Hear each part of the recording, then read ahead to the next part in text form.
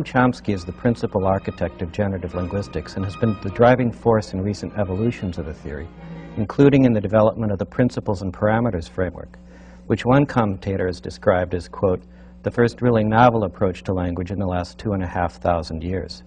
Professor Chomsky has also been a key figure in the development of the cognitive sciences generally, indeed the most important figure in their development according to Harvard's Howard Gardner. He is perhaps most famous for his writings and lectures on international politics and in media theory. It is less well known, however, that Professor Chomsky has been an important figure in Anglo-American philosophy over the last 50 years, and that he has been a key interlocutor with all the leading philosophers of language and mind within that tradition.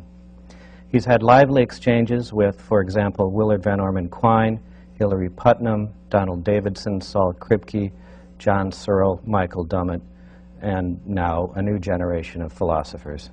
And I guess the first question has to be the following. Given everything that's on your plate, why do you bother with the philosophers? Well, that's the most fascinating topic of all. It's what I grew up with and still am obsessed with. Why do you think other linguists are not, or in general other scientists don't seem to be as engaged with the philosophical community?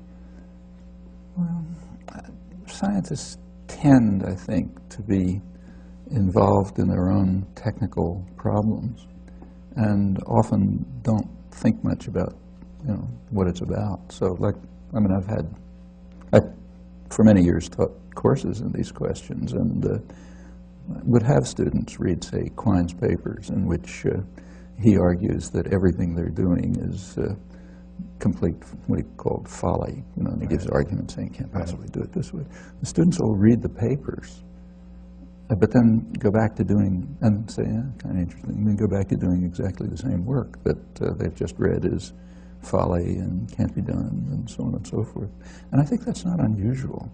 If you read the scientific literature, there's a lot of expressed contempt for what philosophers have to say about this. So you'll read somebody working on the neurophysiology of consciousness, big hot topic, and there'll be an obligatory first couple of paragraphs saying, well, the philosophers have muddled this up for centuries, but now we'll show how it's done, but with no engagement in the arguments that have been given or the thinking behind it. Does it trouble you that, say, most other linguists don't engage philosophers on these issues? It troubles me, because not so much that, it's connected to a deeper problem. I think it should trouble us that we're not thinking about what we're up to. And those questions happen to be the domain of what philosophers pay attention to. Right. Let's turn to some of these philosophers and some of the things that they've said. The first one I want to look at is the Harvard philosopher Hilary Putnam. In the mid-'70s, he wrote a paper called The Meaning of Meaning, which is very influential. And I guess the key slogan that came out of that is that meanings just ain't in the head. Agree, disagree, or is that just incoherent? It's incoherent without further explanation. First you have to tell us what meanings are. You can't decide whether they're in the head or not until we know what they are. If by meanings we have in mind what people have in mind when they're using the word in English, then sure, they're not in the head. They're all over the place. Talk about the meaning of life, it's not in the head. If you have some more technical notion in mind, you've got to explain what it is. If the technical, and there it's a matter of choice. You can define the technical notion so that it's in the head or so that it's not in the head. When you define technical notions, you have a choice. The way it's done in the sciences and the way it ought to be done is you define a technical notion in the context of an explanatory theory. You don't just define a technical notion out in space. So let's ask, what's the explanatory theory in which we're going to give a technical notion which will pronounce meaning or pronounce it some other way. And then we'll ask whether that theory is a sensible theory and does it place this technical concept in the head or not. But all that extra work hadn't been done. Why can't we say there's just a pre-theoretical notion of meaning, and what we want to do is try and elucidate or precisify it in some way or other? Yeah, you could do that, but there's a million ways of doing it. So what about the meaning of life, for example? That's part of the pre-theoretical notion. Is it? Is it? Sure it is. I mean, people talk about the meaning of, what's the meaning of life all the Yeah, and time. you think that's the same notion of meaning as when you say, what's the meaning of the word? No, there's thousand, it's a huge range of things. What did he mean by saying so-and-so? Usually has to do with what was his intention, or something like that. Right. So part of the pre-theoretical meaning has to do with people's intentions. In fact, when you talk about the meaning of a word, that's a rather English-specific locution. And we could focus on that if we like, but and if you want, you can try to clarify it. But again, to try to clarify a pre-theoretical notion makes sense within the framework of an effort to understand something, to an explanatory account. Well, suppose we go with the following attempt to clarify, or at least introduction of a piece of technical terminology, which is philosophers will talk about the content of a mental state, or the content of some sort of expression. Is that helpful? No, because content is a technical notion. It's not being used in the sense of the ordinary concept content. Right. And used by now, since Putnam, in fact, and Kripke and others, it's typically used to refer to something out there. So the content of an expression is not in the head by definition, because we've defined it to be not in the head. Right. All right, then the question is, well, does that have anything to do with our notions of, does that have anything to do with our understanding of the way language works and is used? Okay, that's the question. And you can certainly, I think it has very little to do with it. well, suppose we thought of it this way. Suppose we thought of the enterprise being sketched in the following way. There are two ways in which you might study primates, for example. You might study primate anatomy, in which case you're just concerned about, bones and muscles and tendons and so forth. And then you might also study primate ecology, in which case you're studying the relation between the primate and its environment. And I take it that what these philosophers are talking about here, when they talk about external content, is that they're saying a part of talk about meaning has to be analyzed in terms of thinking about the organism, the human organism, in relation to its environment, right? So it has to, if you want to study the relation between the human organism and its environment. And that's fine. There's nothing wrong with studying the human organism and its environment. That's what sociologists are doing all the time. Right. But you have to do it seriously. If you want to do it seriously, you ask, first of all, let's go back to primates. When you study primates in their ecology, you don't just look at the anatomy of primates. You look at the physiology of primates, what you might call mental processes of primates, the way they seem to be interpreting the world, the perceptual abilities of primates. In fact, what you try to do is exploit, to the extent you can, what we know about an individual ape. A chimpanzee, so you want to know what do we understand about that ape. And that information we will bring to bear in the study of how the ape interacts with other apes and with the rest of the environment and so on. That's the way it's done with primates or with ants or anyone else, and I think that's the way it ought to be done with humans. So we should ask, okay, well, what do we understand about the internal nature of the creature that's doing all these things?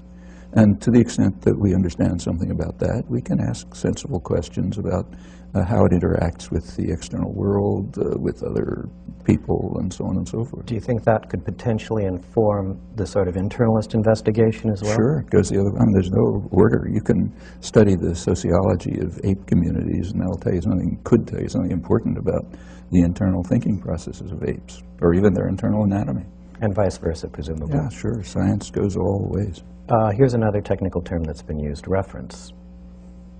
You consider that to be incoherent as well? Or? Well, until it's explained, it's incoherent. Once it's explained, then it becomes non-incoherent. Well, you see, one thing I've never quite understood is exactly what the problem is with reference. Because, I can say, well, okay, now I'm referring to this coffee cup. That's different. That's quite different. Okay. You're talking about an action of referring. Right. That's a common sense notion. It's part of English and every language I know of. There's some way to talk about such actions. But what philosophers have introduced is a different notion, a notion that's supposed to hold between a linguistic entity and something in the world. Now, that's not referring. Referring is an act that people do. Peter Well, yeah, this is the Strawson point that goes pointed back to this out Strawson, 50 right? years Yeah. ago, but I mean, it goes way back. Well, And it's just a fact. Okay, so let's now, take this. If you want to make up a technical term which you pronounce the same way, Yeah. first of all, it's questionable whether you should pronounce it the same way because it's misleading. But if you do, let's at least keep clear that it's a technical term, kind of like physicists use energy. You know, they don't mean it the way we do in ordinary language. They mean it the way they say they mean it.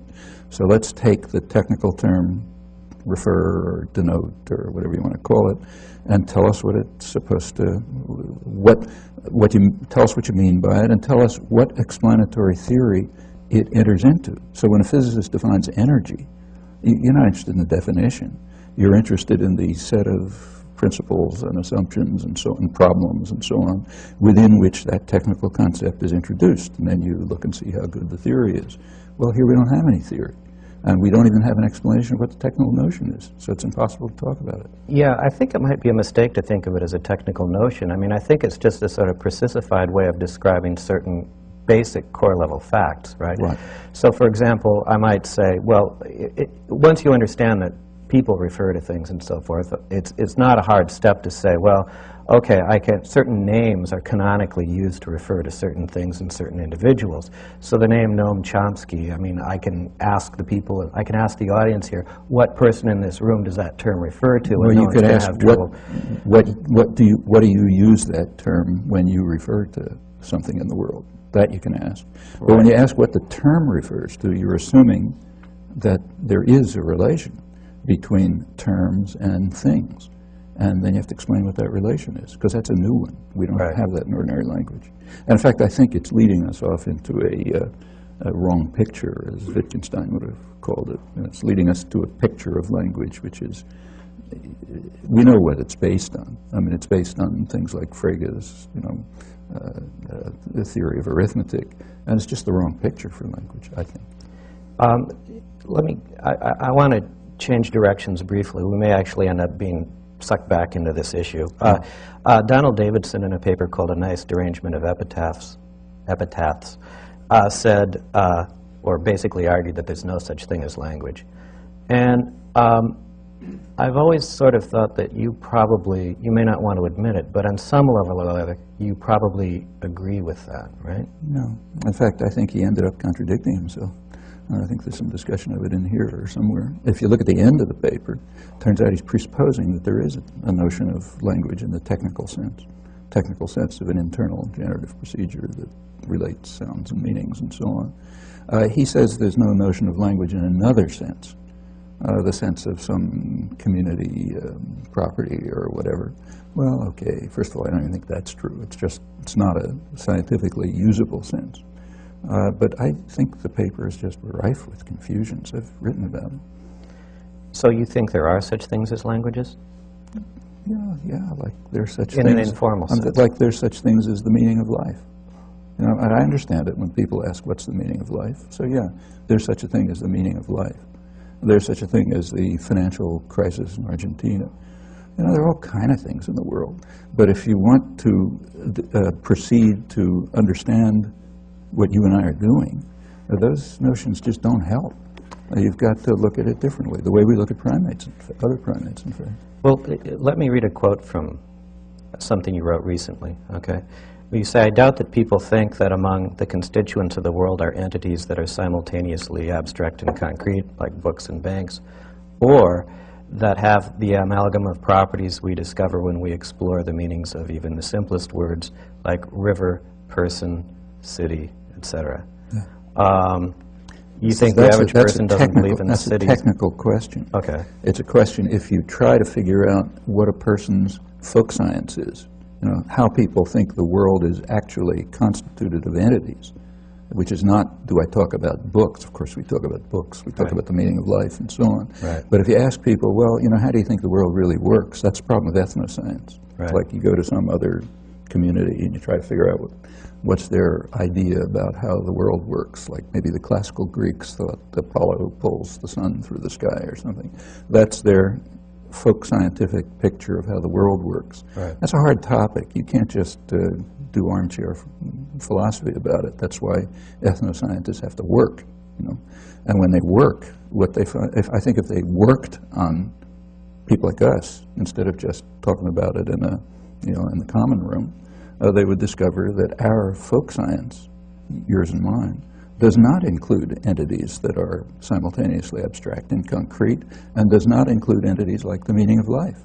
That doesn't mean we can't talk about them. Sure, we talk about them all the time, but we don't, at least I don't, and I presume other people don't, think of them as constituents of the way the world operates. We don't do that when we're talking to each other informally. Now, that sounds a little bit more moderate than what you've said elsewhere.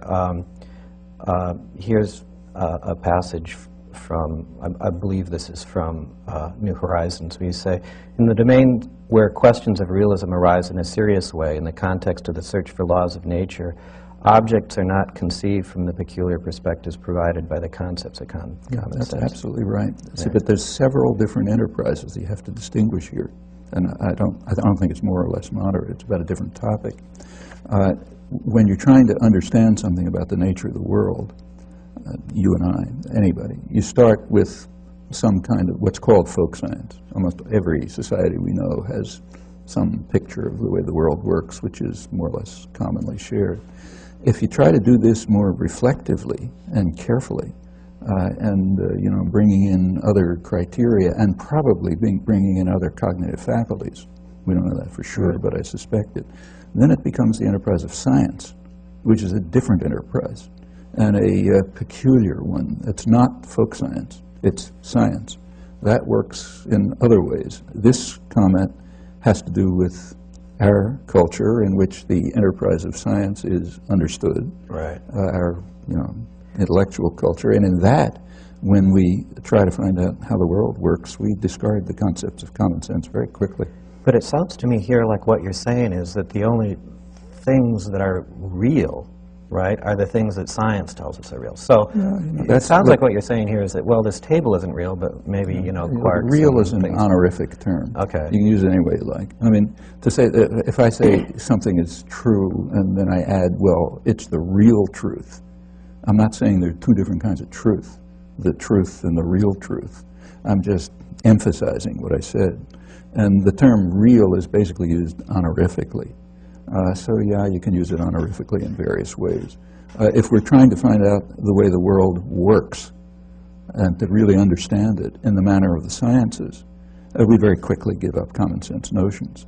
If we're carrying out folk science, less reflectively, probably using different cognitive faculties, we also give up common sense notions, but in different ways.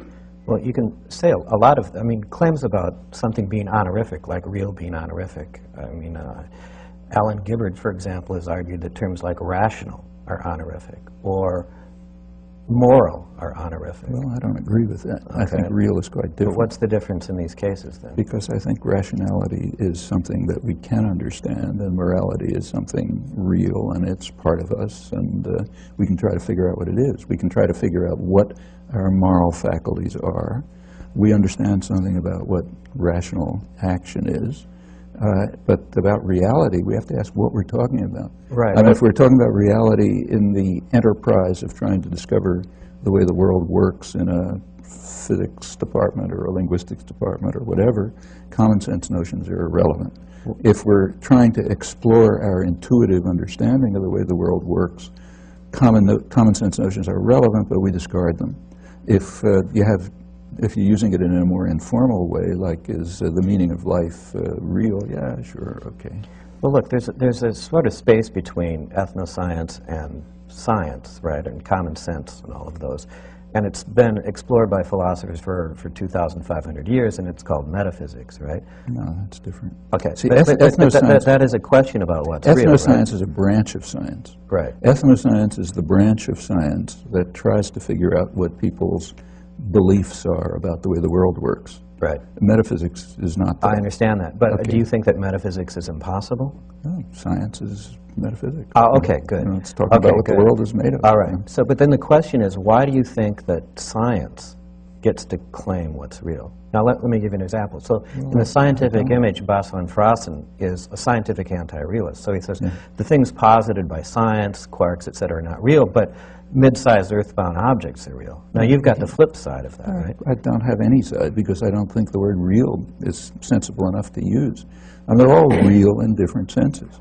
If you're trying to understand the way the world actually works, whether you're Bas van Fraassen or you or me, we're going to go to the scientists because they tell us how the world really works. If we're interested in exploring people's common sense beliefs, we'll go to the ethnoscientists and see what they discover. What if we're interested in something like whether there are events or whether there are properties or whether there are mereological sums or something? Well, let's take events, which plays a prominent role in modern semantics. Right. So here you can ask a lot of different questions. For one thing, you can ask whether in, say, Davidsonian semantics, where there's a lot of, or anything that developed from it, event-based semantics, whether the things, whether what are called events are internal to the mind or outside the head. Right. But I think they're internal to the mind. Can't they be both? Well, they could, but then we're asking another question. Right. If we're asking, well, how do these things that are internal to the mind relate to something in the outside world, we'll say, okay, let's take a look at what you mean by an event. So, for example, is the American Revolution an event? Yeah, it was an important event in history. Does that event include the fact that the man who the indigenous population called the town destroyer took off a little time in the middle of the revolution to destroy the Iroquois civilization? Is that part of the event called the American Revolution? Well, not when you study it in school, you know.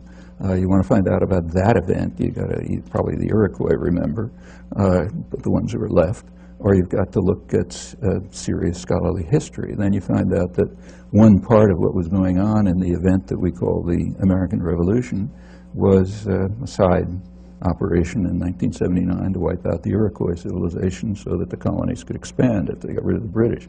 Well, is that part of the event or isn't it? Well, you know, here come hard questions about what we're really going to call events in the outside world.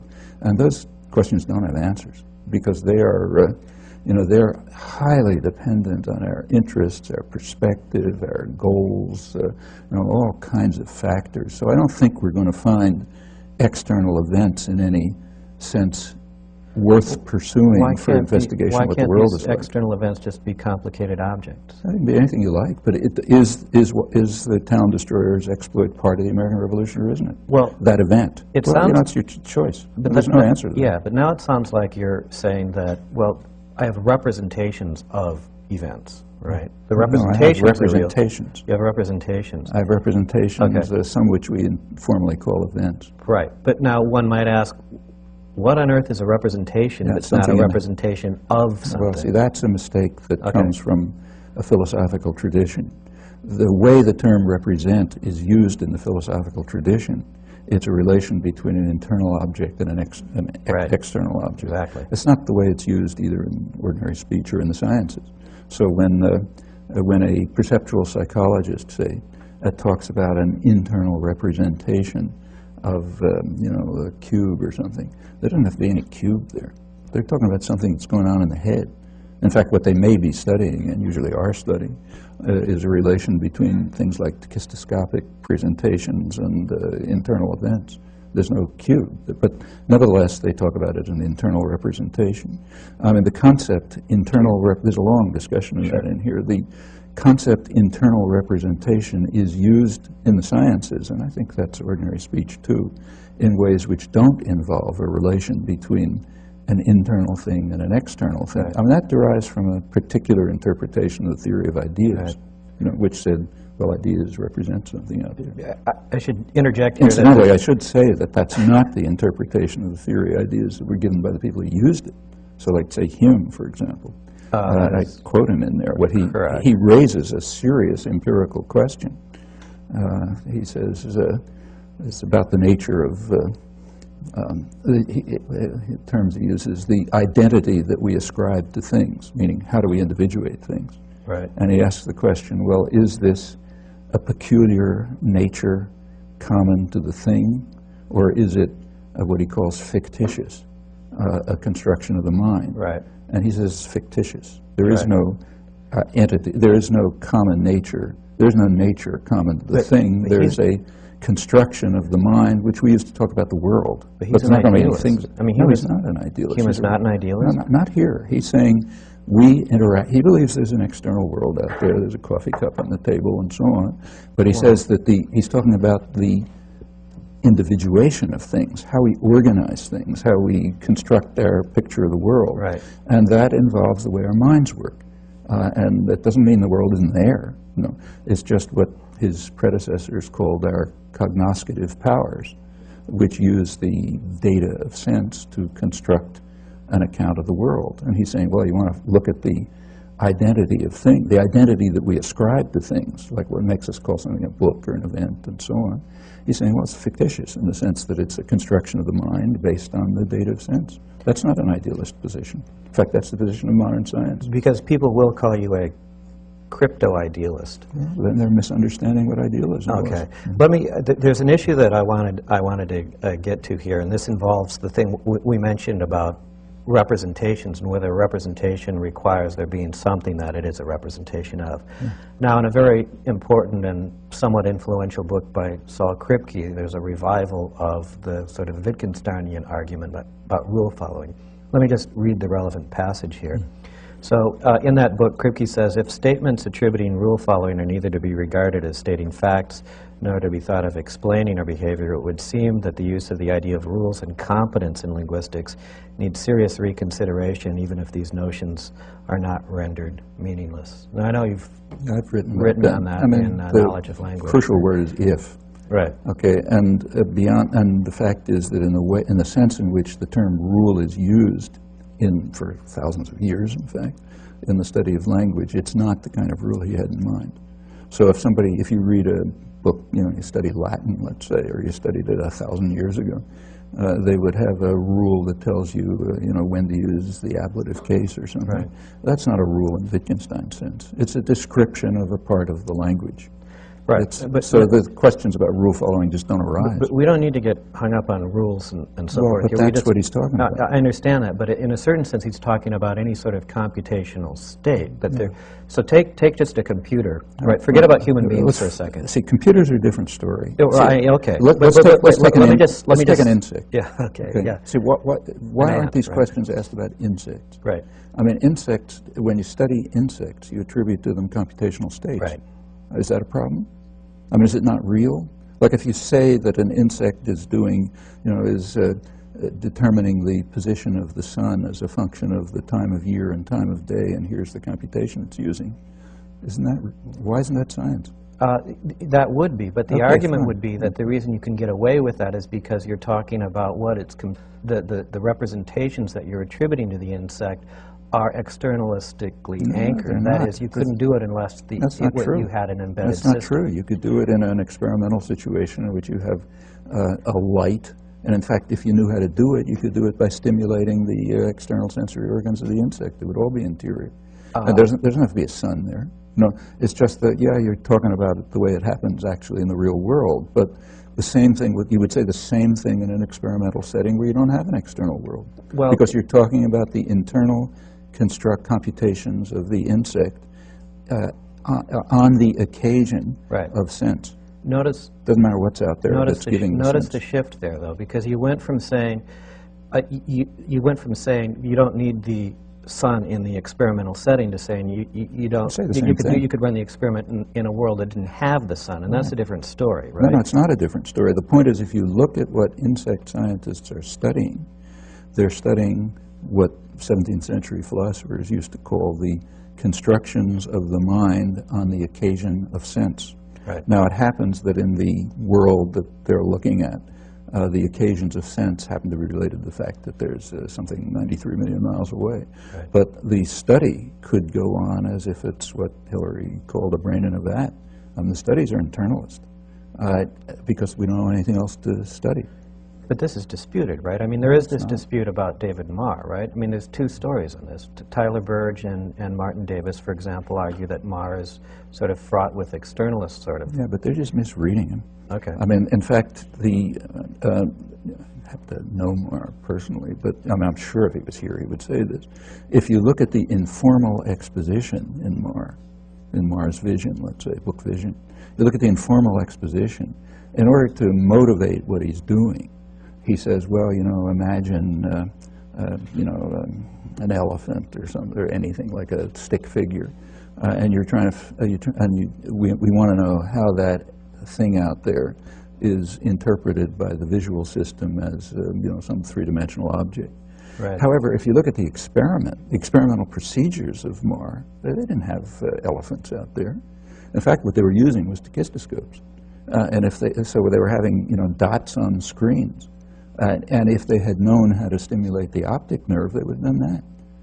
When you go from the informal exposition to the actual science, you see that, like everything else, it's a study of the internal nature of the beast. And in fact, they would have loved to get to the point where they could tell you something about how you identify an elephant, but they never got anywhere near that.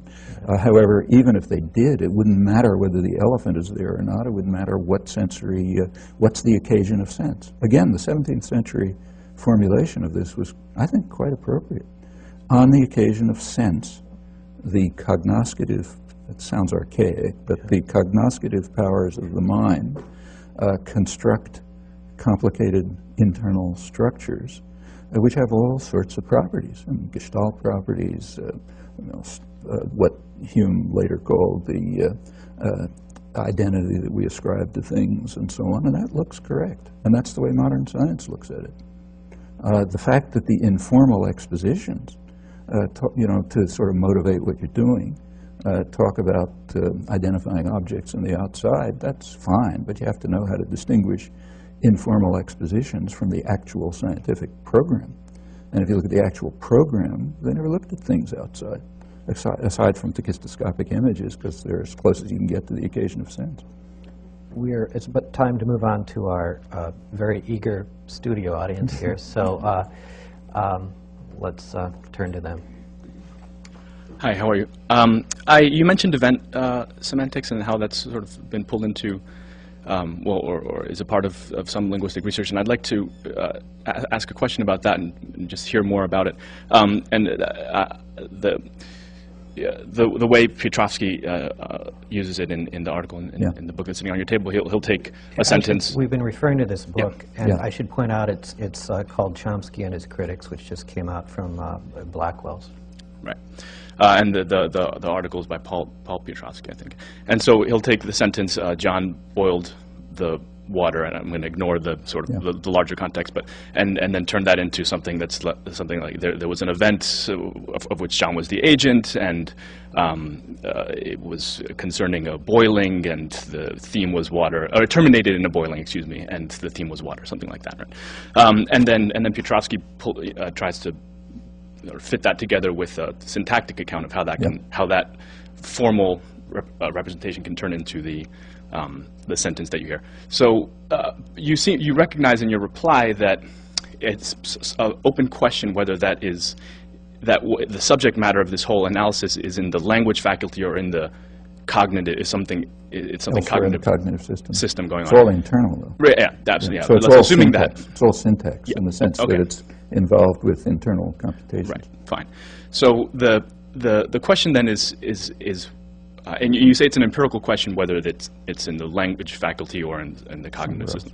So first of all, what would be some ways to determine empirically what that is, and also what would it even mean for it to be? I have a trouble understanding what it would mean for it to be in the language faculty, because then it seems like our language faculty has certain event metaphysics built into it. Well, not event metaphysics. Okay. It's well, first of all, there's no event metaphysics in the ordinary sense of event. Events are things out there. Okay. And all of this is formal manipulations inside.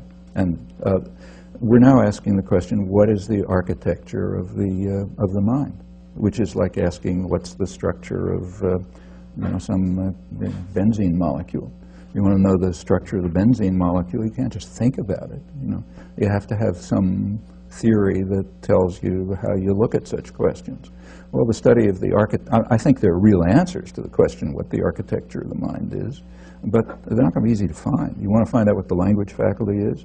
Well, you're going to, when you talk about any subsystem of an organism, say the circulatory system or the immune system or the digestive system or whatever it may be, you're kind of presupposing that it makes sense to look at a complex organism as if it has components, each component having kind of an integrated character with its own properties that's worth studying in itself. But it's not separable, like you can't cut the immune system out of the body. But you're saying there's things, it's in every cell, you know. But you're saying, look, it has properties that you can study by themselves, you can learn things about them. When you put the whole picture together, you hope you'll understand something about the organism. Well, same when you're studying the cognitive architecture. We want to see, is there a component, call it the language faculty, we don't know what it is, you have to discover it and refine it and change it. Is there a component which is critically involved in what you and I are doing in some fashion, which has its own intrinsic properties? So is it going to turn out, say, that it has particular interface conditions and some kind of internal recursive computational process? Well, if it does, then we can, the more we understand about that and how it fits into the general cognitive architecture, the clearer these questions become about whether something's inside it or outside it. And those are very concrete questions. I mean, take, say, anaphora, you know, what are called referential relations of intended referential dependency. Okay, are they inside the language faculty or outside? Well, that's a substantive issue. If you'd asked me 10 years ago, I would have said inside. Now I think there's evidence that they're outside, right on the edge. And the reason for that has to do with beliefs about how the language faculty works. So if the language faculty does involve optimal computation that requires cyclic derivations, and if anaphora looks at global properties, you know, condition C of the binding theory, well, it's outside. But that's a question that you can't ask in advance. You have to ask, well, what does it look like? What does it seem these faculties are like? You know, the more you learn about them, the more you can, you know, formulate these questions clearly. And that's the kind of question that comes up about the internal notion of event. Is it in the language faculty, the semantic component of the language faculty, or is it in some other faculty that's linked to it? And you can't, you know, you just can't speculate about that. You have to learn about it. And I guess that's my question. I just from ignorance have a hard time picturing what kind of empirical evidence would count in adjudicating between those. I mean, if I'd known it, I would have said okay. I mean, I think these are the kind of questions, like, what is the empirical evidence that bears on whether anaphora is on one or the other side of the border of the language faculty? Well, you know, the empirical evidence, in my mind at least, turns on whether, in fact, there's a single cyclic derivational process that goes, you know, by what I call phases, stepwise. That's an empirical question, but, you know, all kinds of things bear on it, coming from everywhere. Once that empirical question is sharpened, you can ask whether a global property of anaphora is inside or outside. Thank you. Actually, similar questions, I might say, arise on the phonetic side. So take, say, prosody. Prosody appears to have global properties. Okay, so is it inside or outside the cyclic derivation, which is forming bigger and bigger units? Well, if the properties really are global, it's outside. But you can't answer that, you know, and the kind of evidence that bears on that comes from everywhere. It might come from chemistry, for all we know, when we try to figure out how these processes work.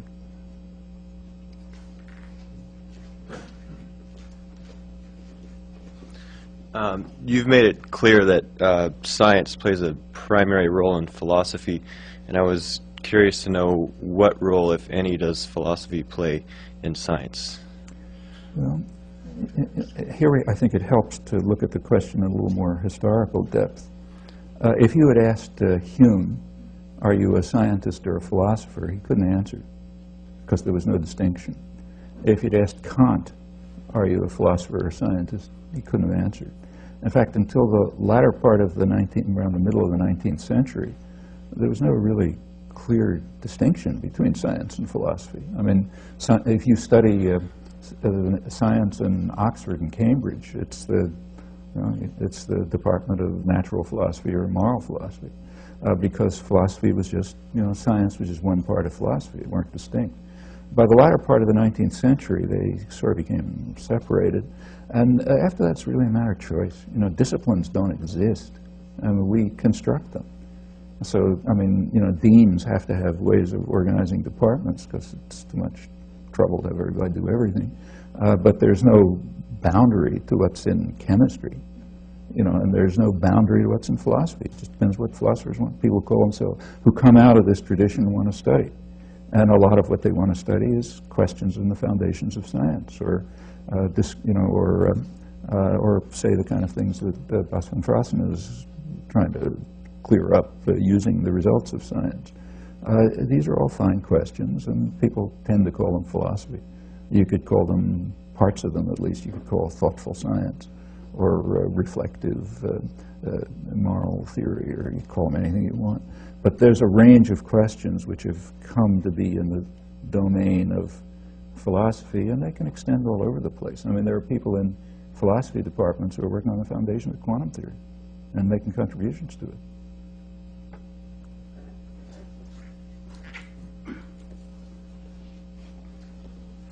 Hello. I'd like to go back to insect navigation once more. And I take it that we explore insect navigation because we want to find out how insects navigate in their natural environment. And you're right to point out that in an experiment we can replace the sun by an artificial light and so on.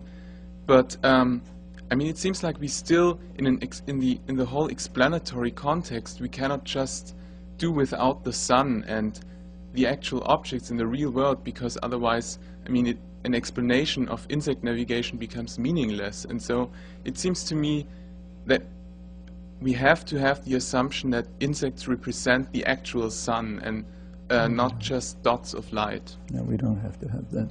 In fact, the way science works, of course, you know, you're interested in the outside world. But if you're taking a physics course here, they don't use videotapes of what's happening outside the window, because it's just useless. It doesn't let you figure out how the world is working. So you disregard that. Beyond the earliest stages of science, I mean, at the earliest stages, yeah, you see apples falling from trees and that kind of thing. But as soon as you get anywhere, you start designing artificial situations called experiments, in which you try to refine the evidence so that it will shed light on principles which you believe will ultimately bear on what's going on outside the window, but that's not what you're looking at.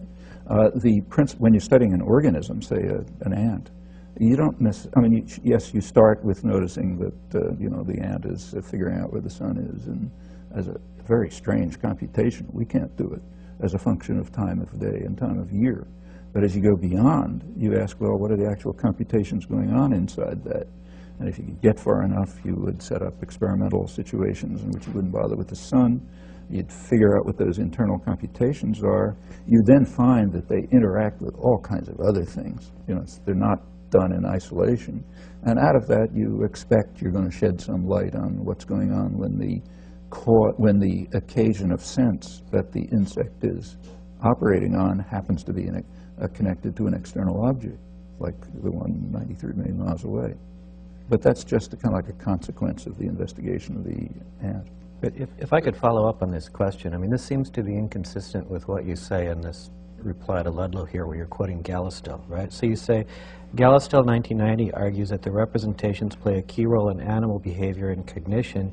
Here, representation is understood as an isomorphism, a one-one relation between mind-brain processes and an aspect of the environment to which these processes adapt the animal's behavior. It's not inconsistent. He's making an empirical claim, which is a very interesting one, and which is an introduction to a couple of volumes on animal representation. Right. And his conclusion, which I quote there, is that for animals, there is, in fact, a one-to-one relation, an isomorphism between an internal event and some property of the external world, like an odor. The example is. Right. So the property of the external world was a particular odor, which is out there in the world, all right, but you could, if you knew how to do it, you could just use the sensory organs. And he says that's the way animal representation works, with this one-to-one correlation between things that are outside the animal, though you're really studying them at the sensory boundary, right. And and the internal representations. Well, if that's correct, that's an interesting fact about animals, and they're very different from humans in that case. So then maybe he's right about It could be, yeah. It could be that they take the example I mentioned there. I think it's taken from him, that an ant, some species of ants at least, will identify a corpse of a conspecific on the basis of a particular odor. Of course, if you give that odor and there's no conspecific around, they'll do exactly the same thing.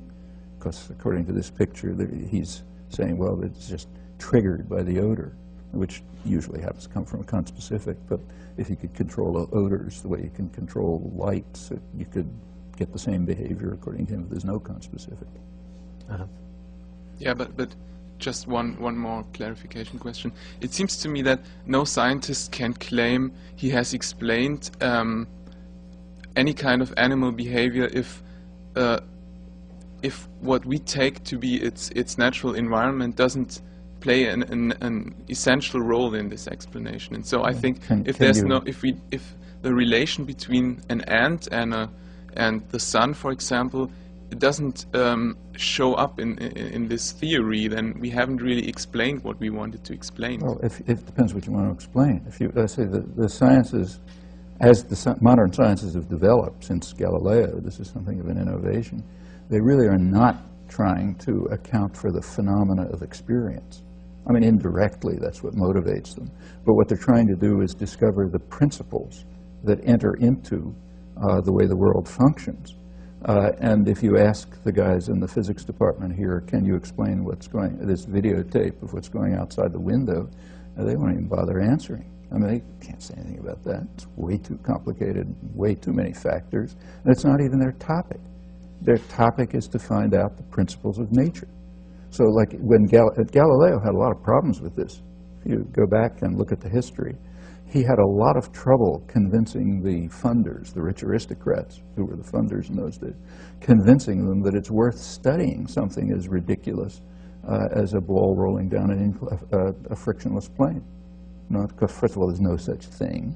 You know, who cares anyway? You know, and it was a conceptual breakthrough to get to the point where you began to understand that the phenomena of the world are of interest for the sciences insofar as they provide evidence for the principles of nature.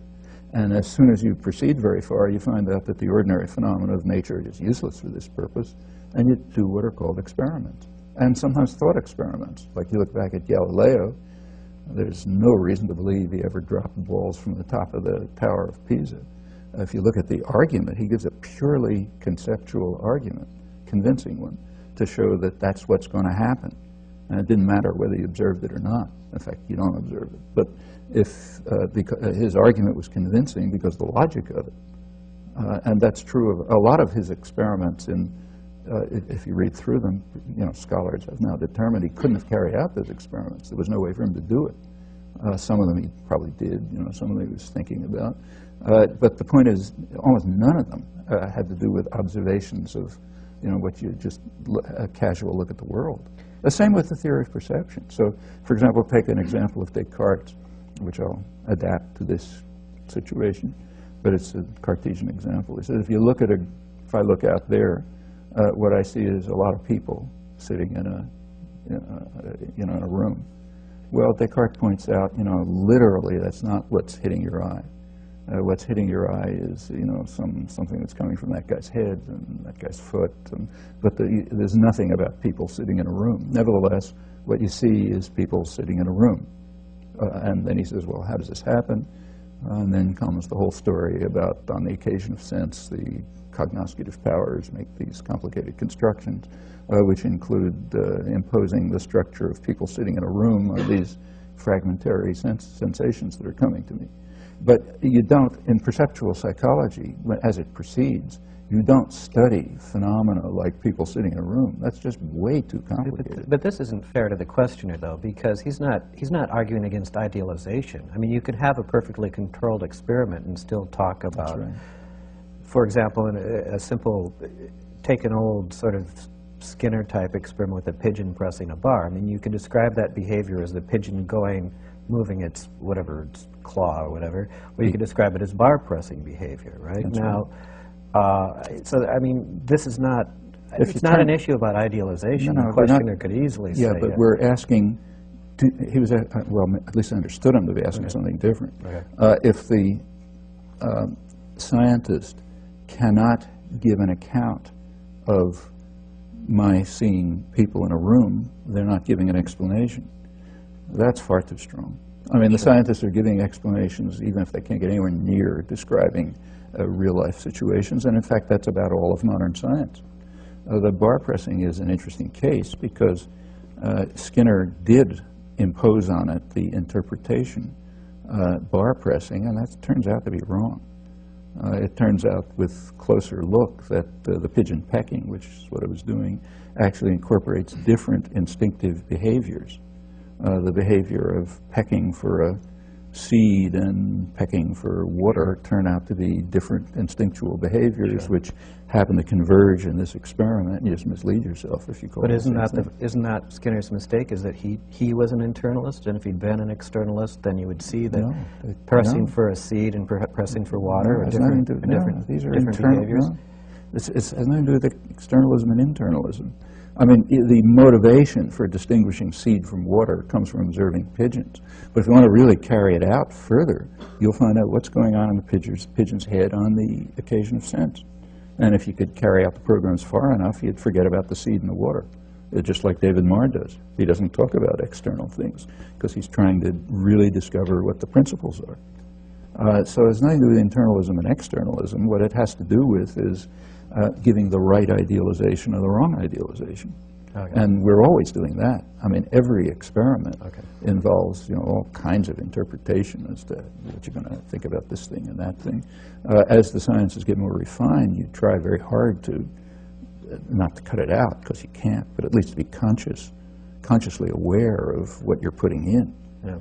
So you can sort of compensate for it if it's the wrong thing to put in. Okay. Next question. Hi. I think I have a much less sophisticated question than the previous one. But you have characterized I language generally as an interface of sound and meaning. And at the same time, here you've also been very critical of the various senses of the term meaning and reference. So I just wanted to ask you if you could clarify, what do you mean by meaning? Well, I mean, that's, again, like David Marr saying, I'm trying to figure out how you see an elephant. We start with the intuitive notions of sound and meaning, whatever they are. And, you go back to Aristotle, and he describes language as a pairing of something like sound and meaning, saying it in Greek. And yeah, that's where we start with. But as we proceed, we're going to have to refine both of these notions. So sound, as it's used here, doesn't have to do with what you and I call sound in ordinary talk, and meaning will be something very special. So like maybe it'll be, Davidsonian event semantics. Okay, maybe it'll be something built on that, and maybe sound will be something built on, my colleague Morris Halley's conception of instructions for articulatory gestures, or it'll be whatever it turns out to be as the sciences progress.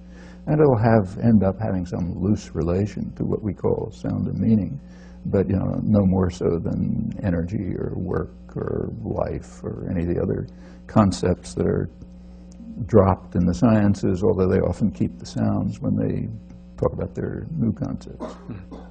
So that's to be answered, not to start with. Okay, thank you. Okay, I guess that's it. Thanks a lot. Okay, appreciate it. Thank you.